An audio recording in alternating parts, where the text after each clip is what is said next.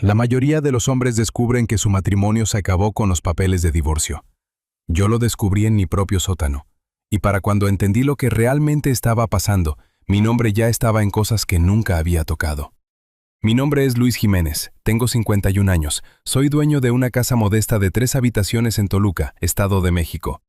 Entreno fútbol infantil los sábados por la mañana, y hasta hace 11 días, genuinamente creía que era uno de los hombres más afortunados vivos. Llegaremos a eso, pero antes de hacerlo, haznos un favor rápido. Suscríbete. Mucha gente mira sin hacerlo nunca, pero a ti no te cuesta nada y para nosotros significa todo. Dale al botón de me gusta de una vez y deja tus pensamientos en los comentarios después de escuchar. Te va a encantar estar aquí. Ahora déjame hablarte de mi esposa. Su nombre es Clara Jiménez. Casados por 15 años, juntos por 18. Le gustan las velas de lavanda, los podcasts de crímenes reales. Lo cual, viéndolo en retrospectiva, debió ser una bandera roja del tamaño de Chihuahua. Y toma su café con exactamente una cucharada de azúcar y un chorrito de leche de avena. Conozco a esta mujer. La conozco. O eso creía. Todo esto empezó un martes de febrero, que ya de por sí es el peor mes del año. Clara estaba en Monterrey visitando a su compañera de la universidad, Daniela. Llevaba fuera 3 días. Yo estaba viviendo mi mejor vida de soltero. Cereal para cenar, deportes en todas las pantallas, usando la misma sudadera por 48 horas seguidas. Triunfando, honestamente. Entonces el calentador empezó a hacer un ruido. No un ruido normal, no el típico quejido y clic que hace todo calentador cuando hace suficiente frío afuera como para congelarte el buen juicio. Este era un sonido bajo, rítmico, como algo metálico masticando algo que no debía. Llamé a la primera compañía de climas que me salió en Google. Un tipo llamado Beto apareció 40 minutos después. Beto, de climas y calentadores Beto e Hijos. Buen tipo, bigote grande. Olía vagamente a café y aceite de motor. «Dame 20 minutos», dijo Beto dirigiéndose hacia el sótano. Le di 20 minutos, me preparé un sándwich, vi la mitad de un resumen deportivo. Viviendo. Entonces mi teléfono vibró. Un mensaje de Beto que estaba literalmente en mi sótano. «Señor Jiménez, hay una puerta con candados detrás de sus estantes de almacenamiento. ¿Quién está adentro?» De hecho me reí en voz alta. Le contesté. «Beto, amigo, no tenemos ninguna puerta con candados allá atrás». 3 puntos. Luego, «Señor, puedo escuchar respiraciones adentro y hay 4 candados por fuera». Dejé de masticar mi sándwich. 4 candados por fuera. Quiero que entiendas algo sobre ese detalle porque no lo procesé por completo en el momento. Los candados en la parte exterior de una puerta no mantienen a los intrusos afuera. Mantienen a lo que sea que esté adentro, adentro. Eso no es una medida de seguridad. Eso es una jaula. Bajé esas escaleras del sótano en 10 segundos exactos. Beto estaba parado frente a nuestros viejos estantes de metal, esos que Clara insistía en que conserváramos aunque yo había sugerido donarlos en 3 ocasiones distintas, y estaban ligeramente separados de la pared. Detrás de ellos había una puerta que nunca había visto en 15 años de vivir en esa casa. 15 años. Era una puerta hueca y sencilla, pintada del mismo gris que la pared del sótano. Si los estantes estaban pegados a ella, como siempre lo habían estado, nunca sabrías que existía. 4 candados de uso rudo, cada uno en un pasador separado, y desde detrás de ella, débil pero inconfundible, el sonido lento y rítmico de una respiración. «Llama a la policía», le dije a Beto. «Ya estoy marcando», dijo él. 3 oficiales llegaron en 8 minutos. Yo estaba parado en mi propio sótano, sintiéndome como un extraño en la pesadilla de otra persona mientras cortaban los candados. Yo no dejaba de mandarle mensajes a Clara. «Oye, llámame, algo está pasando». Sin respuesta. Probablemente estaba cenando con Daniela. Me dije eso a mí mismo porque necesitaba decirme algo. La puerta se abrió. La habitación estaba vacía. No solo vacía, barrida. Piso de cemento limpio. Un solo foco pelón en el techo, ni siquiera encendido. Una pequeña bocina Bluetooth en la esquina, aún tibia al tacto. Y en el piso junto a ella, un teléfono desechable barato con la pantalla rota, equilibrado sobre una caja de cartón. La respiración había sido una grabación, en bucle, activada a distancia. El oficial Telles, un muchacho joven que parecía haberse graduado de la prepa el jueves pasado, recogió el teléfono con las manos enguantadas y le dio la vuelta. «Alguien activó esto recientemente», dijo. como en la última hora. O sea que alguien lo activó mientras Beto estaba aquí abajo, dije. Eso parece. Quiero que te quedes conmigo aquí porque esta es la parte donde el piso empezó a moverse bajo mis pies a pesar de que estaba completamente quieto. Alguien sabía que Beto estaba en mi sótano. Alguien esperó hasta que estuvo cerca de esos estantes y luego activó una grabación diseñada específicamente para hacer que un técnico de calentadores le mandara un mensaje alarmado a su cliente. Diseñada específicamente para hacer que ese cliente llamara a la policía. Diseñada específicamente para meter a 3 oficiales en un cuarto secreto en mi casa.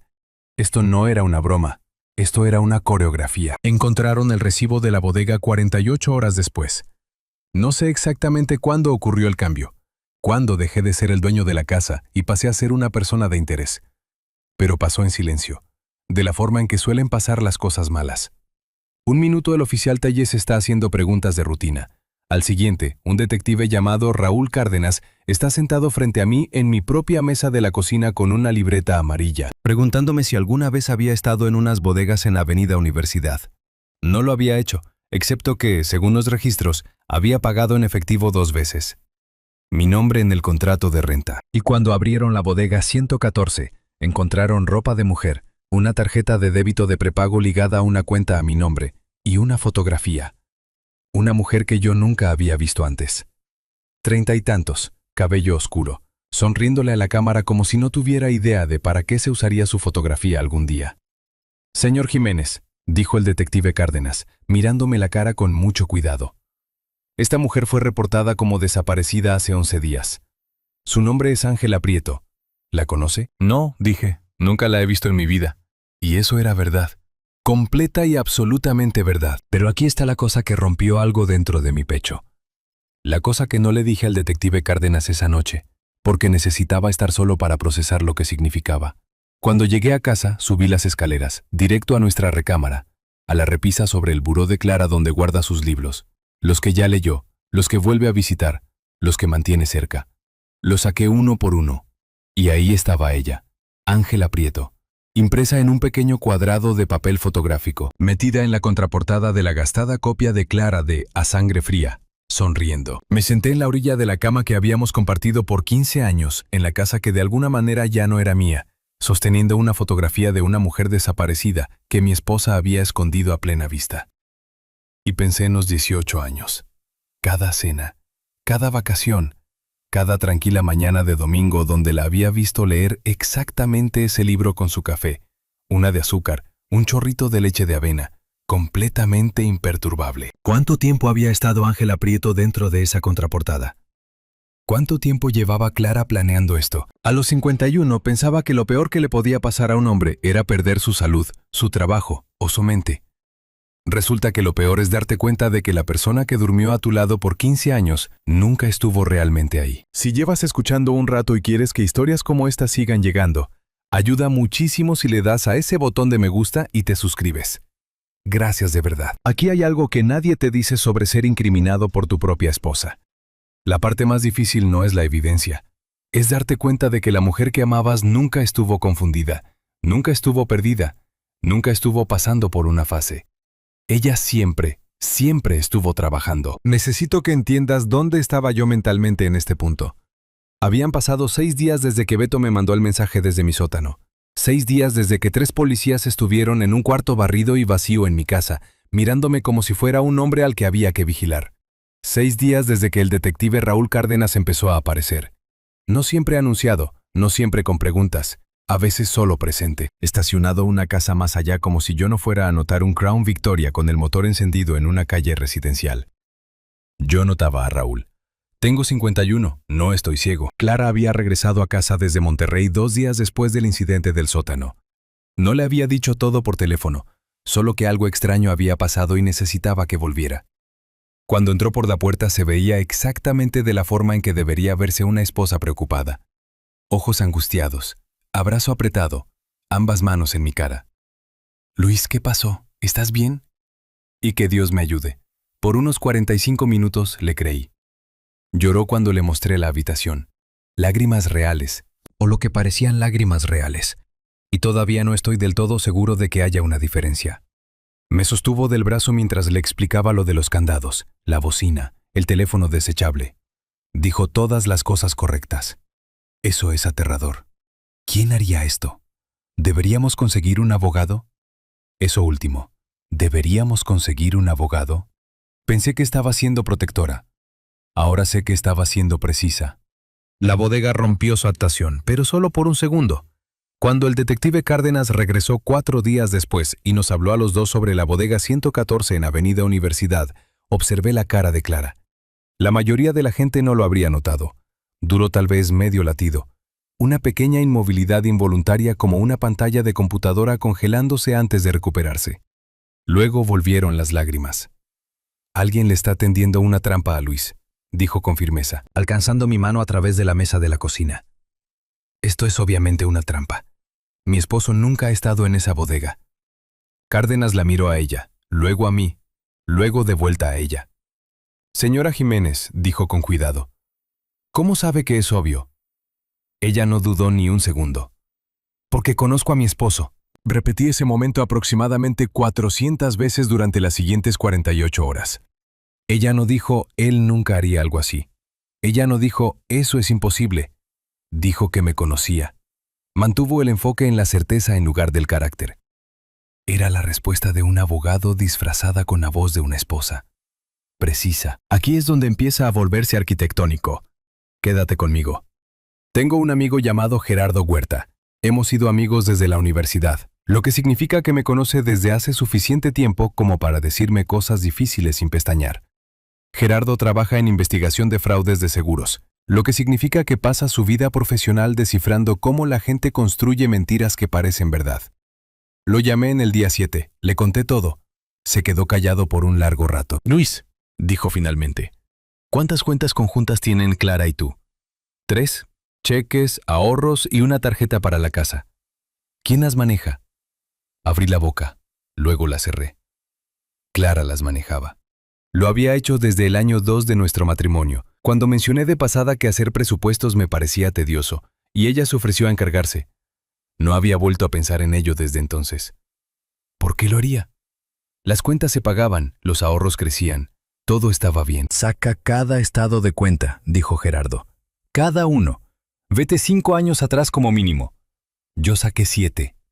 Lo que encontré no me gritó en la cara. Esa era la genialidad del asunto.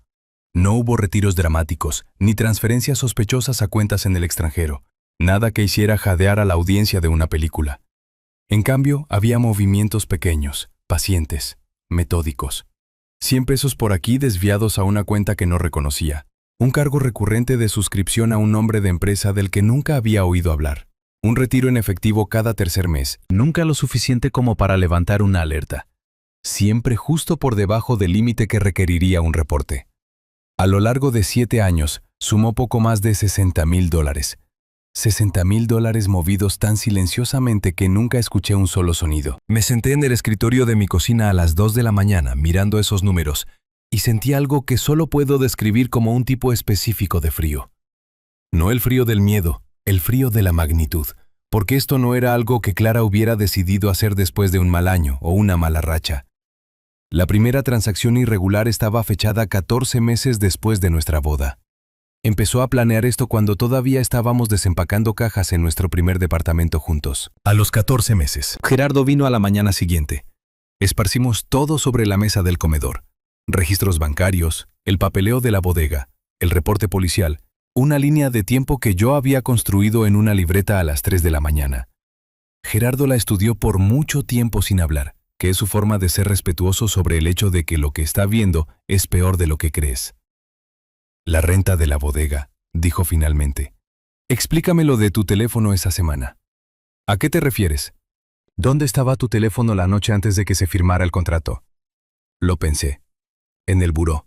Siempre lo cargo en la noche en el buró». Gerardo me miró. «¿Y dónde estaba Clara?» «En la recámara». Obviamente compartíamos recámara. Compartíamos cama. Lo habíamos hecho por 15 años. Y nunca, ni una sola vez, había pensado en mi teléfono cargándose en mi buró como una vulnerabilidad. Ella había tomado mi teléfono mientras yo dormía. Manejó hasta Avenida Universidad. Firmó el contrato de renta a mi nombre. Conocía mi firma de la forma en que conoces una canción que has escuchado 10,000 veces. Pagó en efectivo. Preparó la bodega y estuvo de vuelta en la cama antes de que sonara mi alarma. Pensé en la mañana siguiente. ¿Se había visto diferente? ¿Cansada? ¿Rara? No me acordaba. No me acordaba porque era martes, y los martes salgo temprano para una junta de presupuesto a las 7:00 de la mañana. Le beso la frente. Agarro mi termo de viaje y no miro atrás. 18 años de no mirar atrás. La llamada del calentador, dijo Gerardo en voz baja. Lo miré. Dijiste que llamaste a la compañía de climas la mañana que el calentador empezó a hacer ruido. ¿Llamaste desde tu celular o desde el teléfono fijo? No tenemos teléfono fijo. No hemos tenido uno en años. Celular, dije. Saca tu registro de llamadas salientes de esa mañana. Yo ya sabía lo que iba a encontrar antes de encontrarlo. Creo que una parte de mí lo había sabido desde el momento en que Beto me mandó el mensaje desde el sótano, solo que no había estado listo para mirarlo directamente. La llamada a Climas y Calentadores Beto e Hijos se había hecho desde mi número a las 8:47 de la mañana. Yo había estado en la oficina desde las 7. Tenía el sello de hora en mi entrada al estacionamiento para probarlo. Clara había hecho la llamada desde mi teléfono, que había tomado otra vez, o tal vez se lo había quedado, y lo usó para agendar a un técnico que ella sabía que iría al sótano. Encontraría los estantes, encontraría la puerta, escucharía la respiración y me mandaría un mensaje alarmado. Ella había orquestado todo el primer acto. El ruido del calentador. Todavía no sé cómo lo hizo, pero Gerardo sospecha de un pequeño dispositivo mecánico conectado al ventilador. Algo simple, algo removible. El cuarto secreto, construido o descubierto, había sido preparado durante Dios sabe cuánto tiempo. La grabación, el teléfono desechable, el momento exacto para activarlo. Ella se había parado en Monterrey, en la cena con Daniela, y con un toque en una aplicación remota había puesto todo en movimiento mientras yo comía un sándwich y veía resúmenes deportivos en el piso de arriba. Luis, dijo Gerardo, y su voz había bajado a ese tipo de registro que los hombres usan cuando están a punto de decir algo que desearían no tener que decir. Este no es un plan que alguien arma en unos pocos meses. El movimiento financiero por sí solo se remonta a 7 años. La construcción de identidad, tu nombre en cuentas que no abriste, tus huellas en una bodega que no visitaste. Eso requiere práctica, repetición. Ella no solo te estudió, hizo una pausa. Ella se volvió fluida en ti. Me levanté de la mesa, caminé hacia la ventana de la cocina y miré hacia el patio trasero. El pasto que había podado 1000 veces. El jardín que Clara plantó hace 2 veranos, el cual yo había ayudado a regar cada tarde ese otoño, porque ella decía que las plántulas necesitaban consistencia. Yo había regado su jardín mientras ella construía mi tumba. A los 51 años me quedaba una jugada, y todavía no se la había contado a Gerardo. No se la había contado a nadie porque la única forma en que funcionaba era si Clara creía de manera completamente convincente que su plan había tenido éxito. Necesitaba que pensara que había ganado, y necesitaba que se mantuviera cómoda solo un poco más de tiempo. Hay un tipo particular de silencio que cae sobre un hombre cuando deja de tener miedo y empieza a ser peligroso. Encontré ese silencio un miércoles por la mañana sentado en mi mesa de la cocina con café frío y 7 años de estados de cuenta bancarios. Y tomé una decisión por la que no he perdido ni un minuto de sueño desde entonces. No llamé a un abogado. No confronté a Clara. No volví con el detective Cárdenas con lo que Gerardo y yo habíamos encontrado. Porque aquí está la cosa sobre la evidencia. Solo funciona si la persona que la presenta es creíble. Y justo ahora, a los ojos de la policía de Toluca, yo era un hombre de 51 años cuyo nombre estaba en una bodega que contenía las pertenencias de una mujer desaparecida. Mi credibilidad no estaba exactamente en su punto máximo. Clara también había pensado en eso. Por supuesto que lo había hecho. Así que hice lo único que ella no había planeado. Me convertí en alguien a quien ella no podía leer. Primero llamé a mi hermano Diego Jiménez, exmilitar viviendo actualmente en Querétaro. El tipo de hombre que posee 3 armas legalmente, habla en oraciones cortas y nunca en su vida ha entrado en pánico por nada. Manejé a Querétaro un jueves por la mañana. Le dije a Clara que necesitaba unos días para despejar mi cabeza, y vi cómo su rostro se acomodaba en la expresión perfecta de comprensión solidaria. «Tómate todo el tiempo que necesites, mi amor», dijo. Casi sonrió.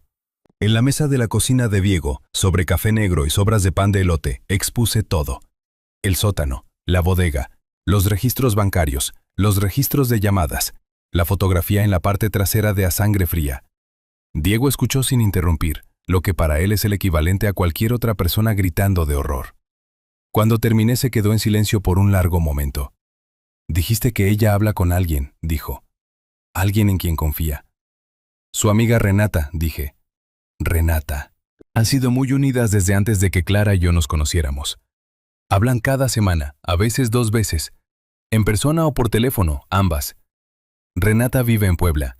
Viene de visita tal vez 4 veces al año. También hacen estas llamadas largas, de 2, 3 horas a veces.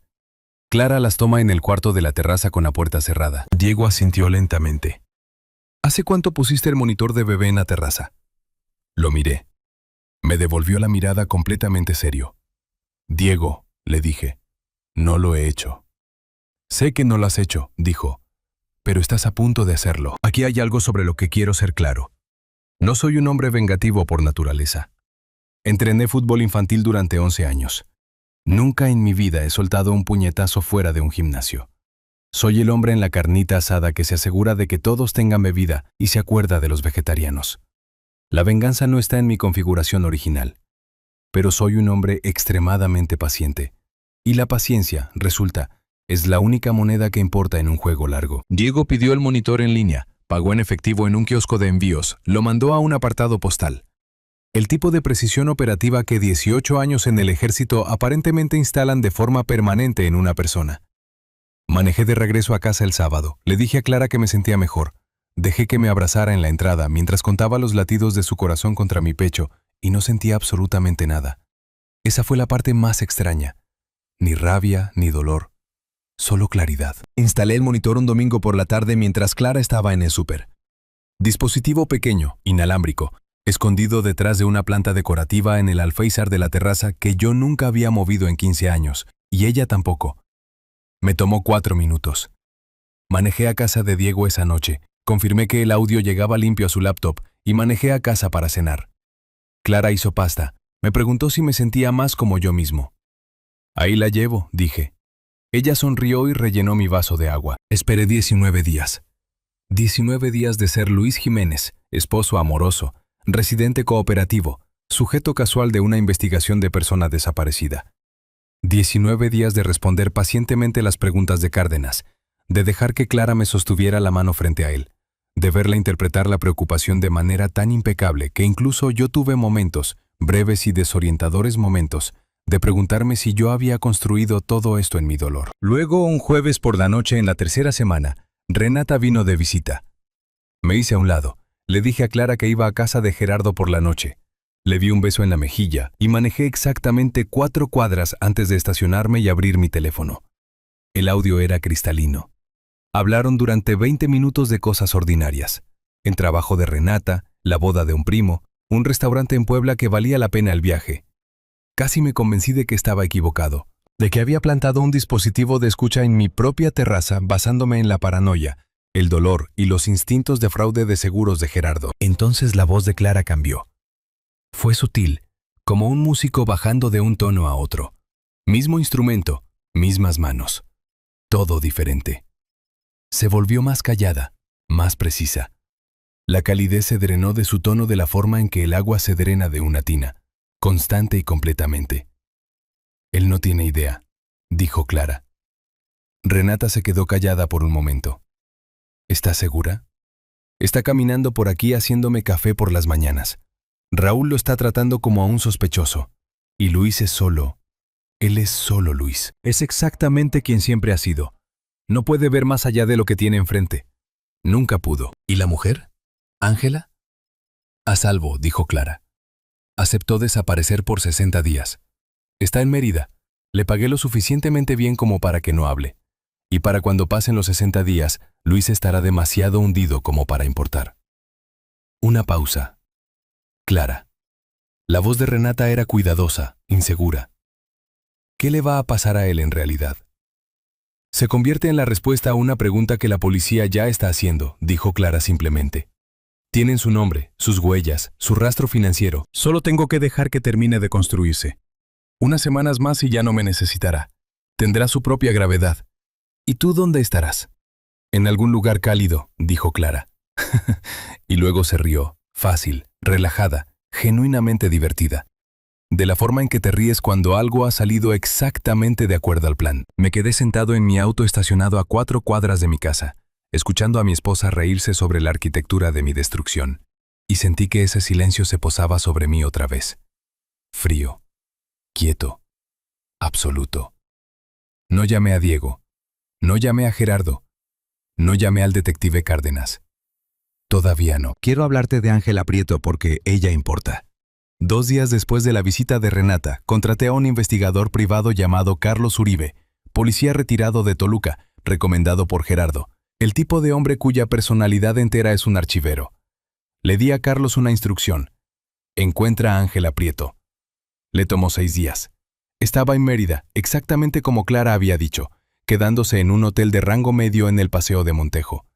Pagos en efectivo, registrada bajo un nombre ligeramente diferente. Carlos consiguió fotografías, la grabó en registro, consiguió una declaración notariada de una mujer que, resultó, no había entendido del todo a qué había accedido y estaba significativamente menos cómoda con la situación, ahora que un investigador privado estaba sentado frente a ella en el lobby de un hotel, explicándole lo que significaba la palabra cómplice. Ángela Prieto no era una criminal. Era una mujer que había necesitado dinero y tomó una decisión catastrófica. Nos dio todo. ¿Cómo la había encontrado Clara? ¿Cuánto le habían pagado? ¿Cómo la habían instruido para mantenerse desaparecida por 60 días? Firmó la declaración con manos temblorosas y lloró por unos 10 minutos, y Carlos se sentó con ella hasta que se detuvo porque Carlos es inesperadamente decente para un hombre que parece un archivero. Ahora tenía la conversación grabada de la terraza y una declaración firmada de la mujer desaparecida que no estaba desaparecida. 2 cosas que Clara no sabía que existían. Aquí está lo que no hice. No entré a la policía de Toluca y entregué la evidencia. Porque la evidencia entregada por un sospechoso, por más exonerante que sea, se convierte en parte de un proceso legal. Un proceso largo, desgastante y público, durante el cual Clara conseguiría abogados, se quedaría callada y pasaría los siguientes 18 meses desmantelando todo lo que yo había construido desde el otro lado. Ella era buena desmantelando. Ahora lo sabía. Así que hice algo más simple. Un viernes por la tarde, mientras Clara estaba en la terraza con su libro, a sangre fría, ni más ni menos, la audacia de esta mujer, me senté en la mesa de la cocina y envié 2 cosas desde un correo electrónico que ella nunca había visto, a un número de teléfono que no reconocía. Un archivo de audio y una fotografía de Ángela Prieto, viva y sana en Mérida, sosteniendo el periódico de ese día, sin mensaje, sin nombre, sin explicación. Cerré la laptop, lavé mi taza de café y me fui a la cama. Ella bajó las escaleras 40 minutos después. La observé a través de mis ojos apenas abiertos mientras se quedaba parada en el marco de la puerta de la recámara por un largo momento, con el teléfono en la mano, completamente inmóvil. En 15 años nunca había visto a Clara Jiménez quedarse completamente inmóvil. Siempre estaba en movimiento, siempre arreglando, ajustando, manejando. Se quedó en esa puerta como una mujer que acababa de escuchar un sonido que no podía ubicar. Bien. A la mañana siguiente manejé a la oficina del detective Cárdenas y puse el reporte completo de Carlos Uribe en su escritorio. La declaración, las fotografías, los registros financieros, los registros de llamadas, todo, organizado en un folder azul marino con un broche de metal. Porque soy un hombre minucioso. Cárdenas leyó durante 11 minutos sin levantar la vista. Señor Jiménez, dijo finalmente. Raúl, dije. Creo que ambos sabemos que yo no renté esa bodega. Me miró por un largo momento. Luego levantó su teléfono. Clara fue arrestada un martes. 14 cargos, incluyendo conspiración, fraude y obstrucción. La sacaron de nuestra casa esposada a las 9 de la mañana en una mañana lo suficientemente fría como para ver tu propio aliento. Observé desde la puerta. Me miró hacia atrás una vez, solo una vez, mientras la guiaban hacia la patrulla. Y por primera vez en 18 años no pude leer su rostro. No pude encontrar el cálculo detrás de los ojos. No pude ubicar a la mujer que me había estudiado como un falsificador estudia una firma. Solo me miró y yo asentí, porque esto es lo que Clara nunca entendió de mí. El error de cálculo fundamental en el centro de su plan perfecto. Había pasado años observando lo que yo hacía, a dónde iba, cómo filmaba mi nombre, cómo dormía. Nunca, ni una sola vez, prestó atención a lo que yo estaba pensando. A los 51 años no soy un hombre dramático. No hago discursos, no azoto puertas, no necesito la última palabra. Solo necesito la última jugada.